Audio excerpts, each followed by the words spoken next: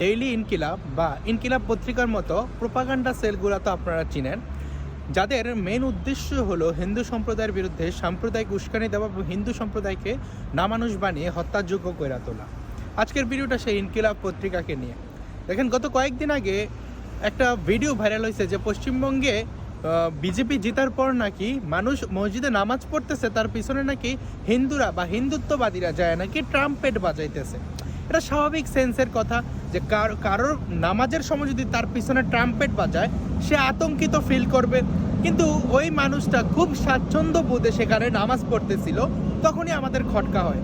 পরে দেখা যায় কি সেটা একটা মাজারের দৃশ্য এবং মাজারের টিকটক পেজ থেকে এটা আরও 2 বছর আগে আপলোড করা হয়েছে, যেটা নিয়ে ফ্যাক্ট চেক হয়েছে এবং এটা নিয়ে এতদিন সে হিন্দু বিদ্বেষী জঙ্গি গোষ্ঠীগুলা হিন্দু বিদ্বেষ প্রোপাগান্ডা উস্কায় আসতেছিল।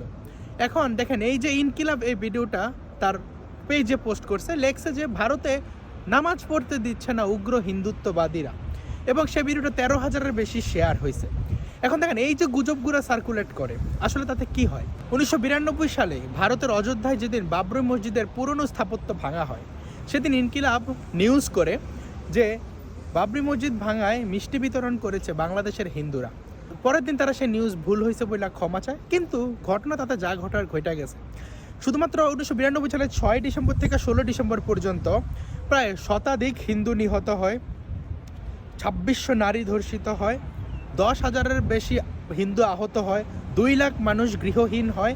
এগুলো সব আমি অফিসিয়াল প্রতিবেদনের রিপোর্ট বলতেছি। এবার আনঅফিসিয়াল ব্যাপারটা চিন্তা করেন, 6 থেকে 16 ডিসেম্বর পর্যন্ত শতাধিক হিন্দু নিহত এবং 2600 নারী ধর্ষিত। এগুলো সব আপনি গুগলে সার্চ করলে পাবেন, কোনো আমার রেফারেন্স দেওয়ার দরকার নেই। গুগলে সার্চ করলে উইকিপিডিয়া, বিভিন্ন মিডিয়ার আছে, প্রতিবেদন কমিশনগুলোর রিপোর্ট আছে। এবং তৎকালীন সময়ে যে সার্কের সম্মেলন হওয়ার কথা ছিল বাংলাদেশে, সেটা হয় নাই। ভারত বাংলাদেশের ম্যাচ চলতেছিল, সেটাও হয় না এই কমিউনাল আক্রমণের কারণে। এবং আমি যে সংখ্যাটা বললাম সেটা মাত্র 6 থেকে 16 ডিসেম্বর, কিন্তু পরবর্তীতে সেটা মহেশখালী, সিরাজগঞ্জ, কুতুবদিয়া, চট্টগ্রাম সহ বিভিন্ন এলাকায় সেটা ছড়ায়া যায়। সুতরাং ধরতে গেলে সেখানে প্রায় 5,000 হিন্দু নিহত হয়, প্রায় 3 থেকে 4,000 হিন্দু নারী ধর্ষিত হয়, এবং সেখানে প্রায় 5 লক্ষ মানুষ গৃহহীন হয় এবং আহতর সংখ্যা ছিল প্রায় লক্ষাধিক। এই যে ব্লান্ডারটা, এটার দায় কি ইনকিলাব নিবে? কারণ ভারতে সাম্প্রদায়িক সহিংসতা হয়েছে, সেটার বিচার কি বাংলাদেশের হিন্দুর উপর আক্রমণ করা হয়? মানে বাংলাদেশের হিন্দুরা কীরকম জিম্মি অবস্থায় আছে তার সহনাগরিক, এই যে আপনি টিএমডি ক্যাম্পেইন দেখেন, মানে তাকেই গণহত্যা করতে চায়, তার উপর ঝাঁপাইয়া পড়তে চায়। আপনি কয়টা ভিডিও দেখছেন এই পর্যন্ত যে ভারতে মুসলিম নির্যাতন হলে বাংলাদেশে হিন্দুদের মন্দির ভেঙে ফেলবে? দেখেন, কাপুরুষ এবং অক্ষমদের কিছু লক্ষণ আছে। দেখেন, ভারতের যে আরএসএস বা বজরং দল বা বিজেপির যে পাওয়ার বা যেই ক্ষমতা বা যে জনবল, সেটার সাথে আসলে এরা পারবো না। তো আসলে আপনি দেখেন যে যারা বাচ্চা, যারা অক্ষম হয় বা কাপুরুষ যারা হয়, এখন বাচ্চারা ছোটোকালে আপনারা দেখবেন যে বাইরের কেউ যদি তাকে মারে, সে আইসা ঘরে তার বাবা মারে। কারণ কি? কারণ সে অক্ষম, তার মধ্যে সেই ক্ষমতা নাই। ভারতের এখানে যে কিছু করতে পারবো না, হাইস্ট গেলে বর্ডারে যে গরু জিয়াফত করে নিজেরাই বিরিয়ানি খেয়ে চলে আসতে পারবো, অথচ ওইখানে হয়তো অনেক মুসলিম না খেয়ে থাকে।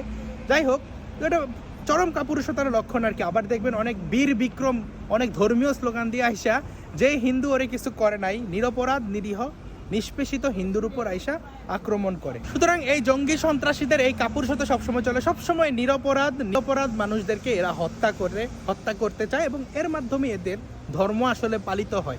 এবং দেখবেন মুখে সারাক্ষণ শুধু শান্তি শান্তি শান্তি শান্তি শান্তি জয় পা যাইতেছে। এবং ইনকিলাবের আপনি যদি বায়ুতে যান, সেখানে দেখা যাচ্ছে খুব দেশপ্রেমিক এবং ইসলামপন্থী একটা মিডিয়া। আপনি চিন্তা করেন, ধর্মের নাম জড়াইয়া এখানে ইসলামপন্থার কথা বইলা নিরপরাধ মানুষকে হত্যাযোগ্য করে তোলে। যদি কেউ হঠাৎ করে ধরেন সে জানে না, সে হঠাৎ করে পেজটা দেখা যখন বায়ু দেখে ধরনের গুজব দেখবো, আসলে ইসলামোফোবিয়া কারা তৈরি করতেছে।